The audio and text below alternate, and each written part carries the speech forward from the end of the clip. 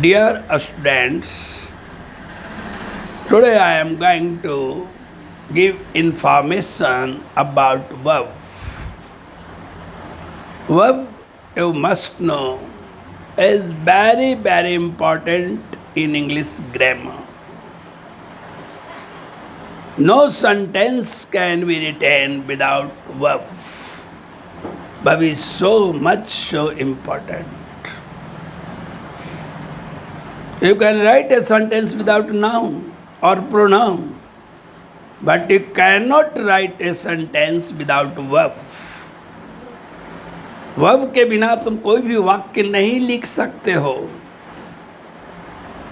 जबकि नाउन और प्रोनाउन के बिना वाक्य लिख सकते हो। इसलिए वर्ब की महिमा अपरंपार है इंग्लिश ग्रामर में।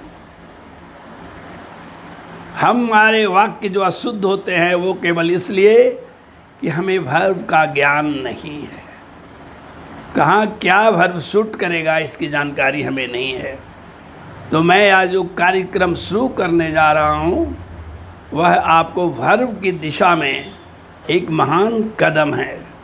यदि इसे जिज्ञासु विद्यार्थी पढ़ेंगे, सुनेंगे, तो निश्चय है उनकी भाषा स्वच्छ और सुंदर हो जाएगी। First of all, let me tell what is verb. Verb है क्या? सम पीपल से verb is a doing verb. Verb एक एक्शन वाला शब्द है। बात बहुत हद तक सही है, लेकिन वर्ब सिर्फ एक्शन वाला शब्द नहीं है। यह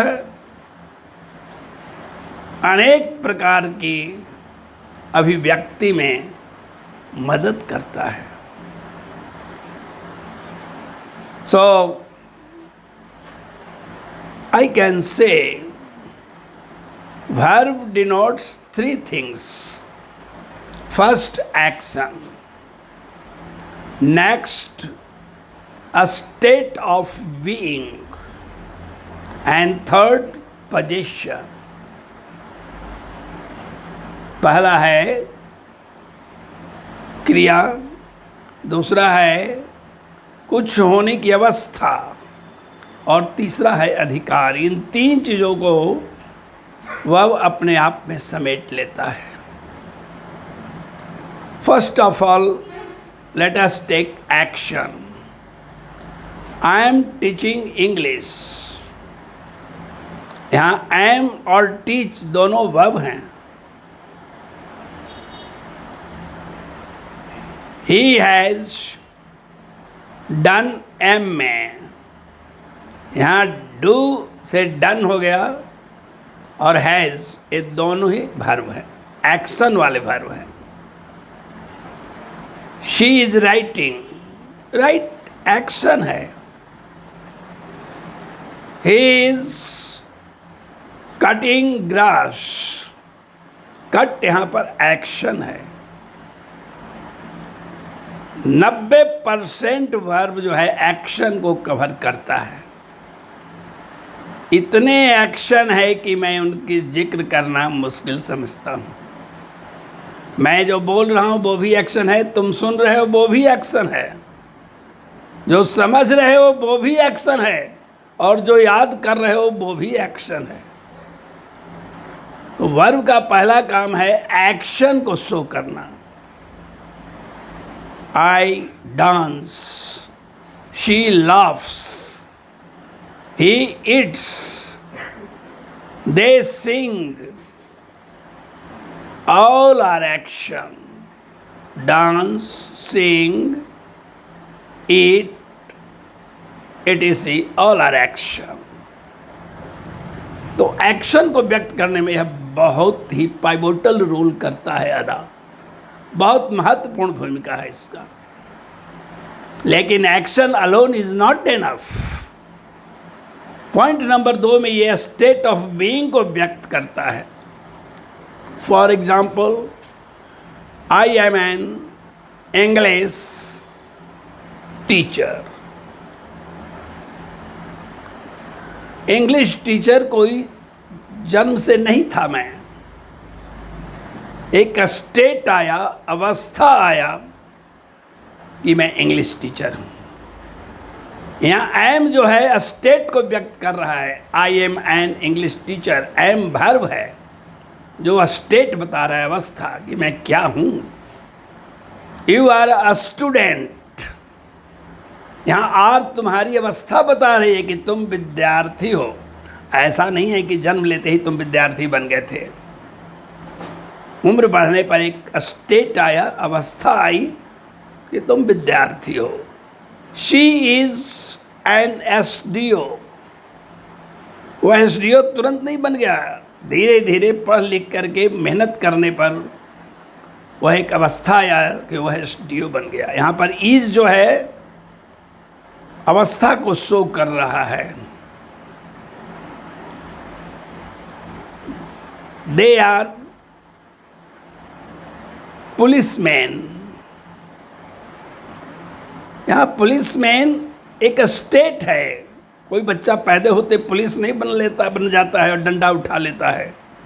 एक अवस्था आता है कि अपनी योग्यता के अनुसार वह पुलिस बन जाता है।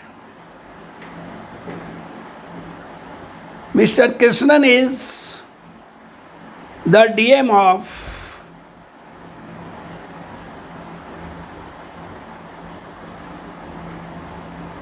पटना। यहाँ पर मिस्टर कृष्णन जनजात डीएम नहीं है, क्या स्टेट है। इज यहाँ पर स्टेट बता रहा है। तो वर्ब का एक दूसरा बहुत महत्वपूर्ण रोल है कि यह स्टेट ऑफ बीइंग शो करता है, हमारा डेवलपमेंट शो करता है। और इसलिए हम इस भूमिका को, स्टेट ऑफ बीइंग को, बहुत ही महत्वपूर्ण समझते हैं।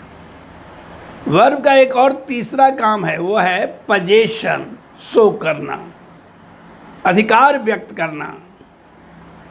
जैसे आई हैव ए बुक। यहाँ हैव जो है पोजीशन शो कर रहा है। She has so many cars. यहाँ हैज पोजीशन व्यक्त कर रहा है। Once upon a time and a very good time a man had gold and gold and gold and nothing else. यहाँ हैड क्या बतला रहा है? पोजीशन बता रहा है कि एक आदमी के पास सोना ही सोना था, उसका उस पर अधिकार था।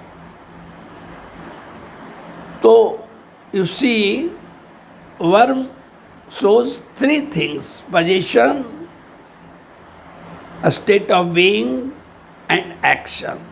So you can say a verb is a word that shows action, a state of being, and position. This is the definition of verb. Actually, all definitions are concept. So you must understand what is verb, and next time I would like to discuss more about verb, which will clarify your conception of verb. Thank you so much.